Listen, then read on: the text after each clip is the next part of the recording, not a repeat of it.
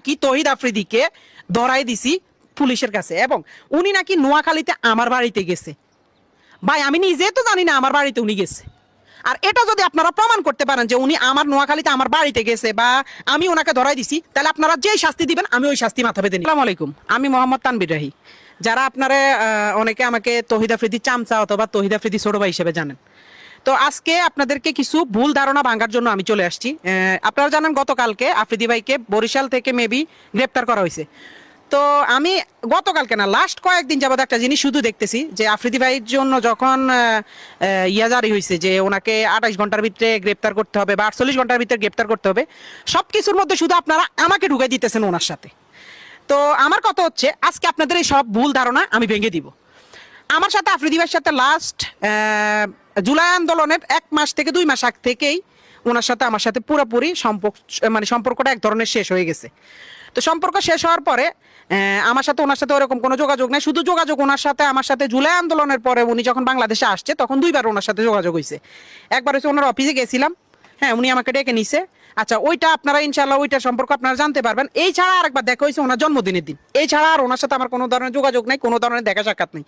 কিন্তু আজকে আমি নিউজ ফিডে ঢুকতে পারতেছি না, আমার পরিবারের উপরে চাপ আসতেছে, আমার উপরে বিভিন্ন ধরনের চাপ আসতেছে যে আমি নাকি তহিদ আফ্রিদিকে ধরাই দিছি পুলিশের কাছে, এবং উনি নাকি নোয়াখালীতে আমার বাড়িতে গেছে। ভাই আমি নিজে তো জানি না আমার বাড়িতে উনি গেছে। আর এটা যদি আপনারা প্রমাণ করতে পারেন যে উনি আমার নোয়াখালীতে আমার বাড়িতে গেছে বা আমি ওনাকে ধরাই দিছি, তাহলে আপনারা যেই শাস্তি দিবেন আমি ওই শাস্তি মাথা পেতে নিব। আর আরেকটা ছোট্ট বিষয় হচ্ছে, আমার বলতেই হবে, আমাদের তহিদ আফ্রিদি টিম মেম্বারে তো আমি একা ছিলাম না। আপনারা সবাই আমাকে নিয়ে পড়ে আছেন কেন ভাই? আমাদের টিম মেম্বারে তো আমি একা ছিলাম না, আরো 10 জন 15 জন আছে, তাদের নিয়ে কথা বলেন না কেন? সারাক্ষণ আমার নিয়ে পড়ে আছেন কেন? আমি তো এটা বুঝতেছি না। আর আপনারা যারা আমার বলতেছেন যে আমি তারা ধরাই দিছি, ভাই ওনার আব্বারে মেবি ধরছে রবিবারে। তো প্রথম থেকে আমি আজকে ওনাকে ধরা পর্যন্ত আজকে প্রায় মেবি 1 সপ্তাহ হয়েছে। এই 1 সপ্তাহ আমি সিআইডির আন্ডারে ছিলাম। আমার মোবাইল, আমি নিজে কোথায় যাই, কখন কি করি না করি, সব কিছু আমার সিআইডির আন্ডারে। ইভেন আমি সবচেয়ে বেশি ফেস করতে হয়েছে, এগুলা ইয়া। তো আমার যেমন কি হয়েছে আমি তো আপনাদেরকে বলি, ওনার আব্বারা যেদিন ধরে নিছে ওই দিন সকাল 12টা কি 1টার দিকে আমাকে বসুন্ধরা থেকে সিআইডি অফিসাররা ধরে। বসুন্ধরা থেকে আমি আর আমার এক বড় ভাই গেছিলাম গাড়ি কিনতে, ওইখান থেকে আমাদেরকে ধরে আমাদের সজল ভাই দোকানে, সজল ভাই সহ আমাদেরকে জিজ্ঞাসাবাদ করা হয়েছে, আমার মোবাইল ট্র্যাক করা হয়েছে, আমার মোবাইলে সবকিছু ঘাটাঘাটি হয়েছে এবং সবকিছু দেখছি। ইভেন এরপরও প্রতিদিন আমাকে ধরা হয়েছে। তারপরে আমি একজনের ভিডিও দেখছিলাম, আমেরিকান আমার এক বড় ভাই আছে হিমেল ভাই, তারপর ইলিয়াস ভাই, ওনাদের ভিডিও দেখছিলাম। ওনারা ওইটার মধ্যে যখন আমারে জড়ানো শুরু করছে, তখন আমি দেখলাম যে ভাই আমি ওনার সাথে সংযুক্ত না বা ওনার সাথে আমার যোগাযোগ না। ওনার বিয়েতে পর্যন্ত আপনারা আমার দেখেন নাই, লাস্ট ওনার বিয়েতে পর্যন্ত আমরা দেখেন। হ্যাঁ উনি আমার ভাই, উনি আছে, উনি ওনার মতো, আমরা আমার মতো।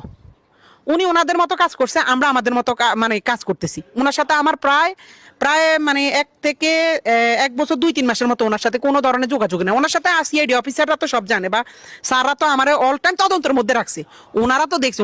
উনি যদি আমার নোয়াখালীর বাড়িতে যাইতো, ভাই আমি নিজে জানি না। আমি তো পুলিশের কাছে, আমি নিজে তো সিআইডি অফিসারদের কাছে জিম্মি বলতে ওনারা আমার তদন্ত করতেছে। তো ওনারা কি তদন্ত করে জানতো না যে আফ্রিদি ভাই কই? আফ্রিদি ভাই কি নোয়াখালী গেছে না কোন জায়গায় গেছে? ভাই আমরা যদি জানতাম তাহলে তো আর আমরা সিআইডি অফিসারের কাছে থাকতাম না। আমগরে তো উনি তো ধরাই খেয়ে যেত, ওনারা ধরতে এত টাইম লাগছে কেন? তো ওনার সম্পর্কে, এইসব সম্পর্কে আমাদের কোনো ধারণা ছিল, কিন্তু আমরা পুলিশের ইয়াতে ছিলাম। তো পুলিশ দেখছে আমাদের সাথে ওনার সাথে কোনো ধরনের কানেক্টিং নাই, ওনার সাথে কোনো ধরনের কথাবার্তা নাই। কিন্তু বিভিন্ন নিউজ চ্যানেলেরা লম্বা লেকচার পিটতেছে, লম্বা কথা বলতেছে যে তহিদ আফ্রিদির চামচা, তহিদ আফ্রিদিকে ধরাই দিছে, সে একটা বিশ্বাসঘাতক, সে একটা এটা সেটা।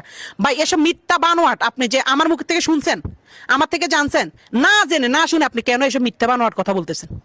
এসব মিথ্যা নিউজ কেন ছড়াইতেছেন? উনি কি করছে ওনারটা আইন আদালতে বুঝবে। আমি যদি কোনো দোষ করে থাকি আমারটাও আইন আদালতে বুঝবে। ওনার দোষ আমার উপরে কেন চাপাইতেছেন? আমার টিমে তো আমি একা ছিলাম না, আমার টিমে আরো 10 জন ছিল। ওদেরকে নিয়ে কথা বলতেছেন না, শুধু আমাকে নিয়ে কেন পড়ে আছেন? আমি কি বলেন? আমি কি একটা ফুটবল যে আমার পাইছেন? হ্যাঁ আমি ফুটবল বুঝছি, আমার পাইছেন শুধু লাথি দিবেন এটা হলে তো হবে না ভাই। আপনি আপনার বিবেককে প্রশ্ন করেন। আপনারা আমার নামে মিথ্যা নিউজ, মিথ্যা বানোয়াট কথা ছড়ানোর তো কোনো লাভ নাই। মিথ্যা বানোয়াট ছড়ায় আপনার কি লাভ হবে?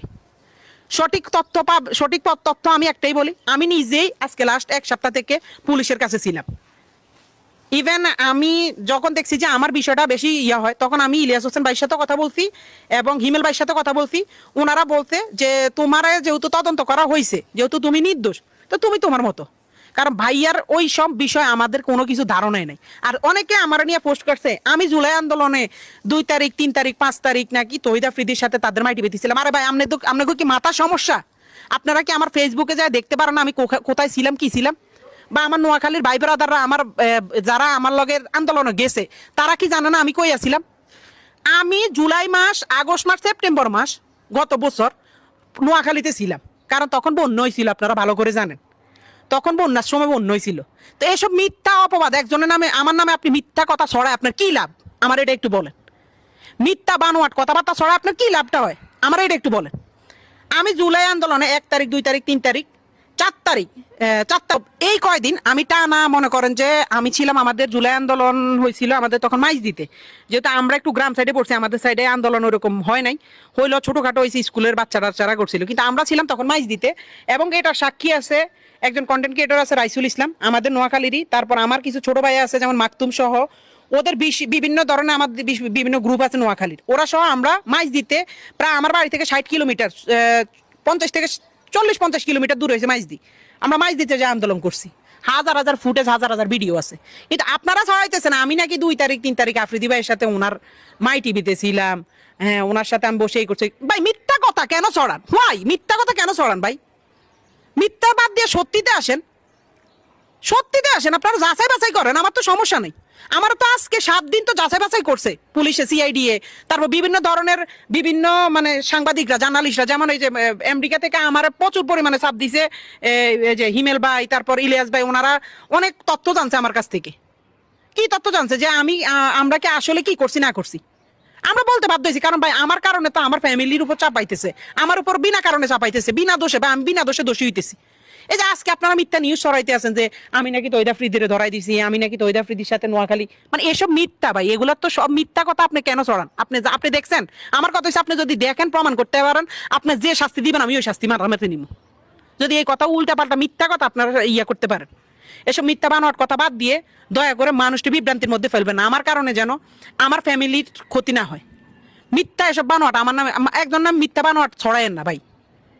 এই দিন না আরো দিন আছে ভাই, এসব মিথ্যা বানোয়াট ইয়া কইরেন না। আল্লাহ ছাড় দেয়, ছাড়ি দেয় না। তো আপনি আমার নামে আজকে মিথ্যা একটা বানোয়াট ইয়া দিয়ে আমার হেনস্থা করবেন, আমারে মানুষের কাছে কালার করবেন, আমার পরিবারের কাছে আমার ছোট করবেন, আমার আত্মীয় স্বজনের কাছে আমার ছোট করবেন। কালকে যে ওই দিনটা আপনার লাইফে আসবে না তা কিন্তু না। তো একজন বন্ধু, সে আমার বড় ভাই, তার সাথে আমার সম্পর্ক নাই, ঠিক আছে, হ্যাঁ, তার সাথে আমাদের সম্পর্ক নাই, কোনো সমস্যা নেই। কিন্তু একটা জিনিস কি, তার কারণে আমার কারণে আমি কোনোদিন তার কোনো ক্ষতি করিনি, এবং তারা ধরে লই গেছে ওইসব বিষয় আমরা জানিও না। তার কারণে আরো আমরা হেনস্থার মধ্যে পড়ছি, তার কারণে আরো আমরা বিভিন্ন হয়রানির মধ্যে পড়ছি, তার কারণে আমরা দিনের পর দিন আমরা খুব ঝামেলার মধ্যে পড়ছি। কিন্তু আমরা তো এগুলো নিয়ে কোনোদিন কিছু বলিনি।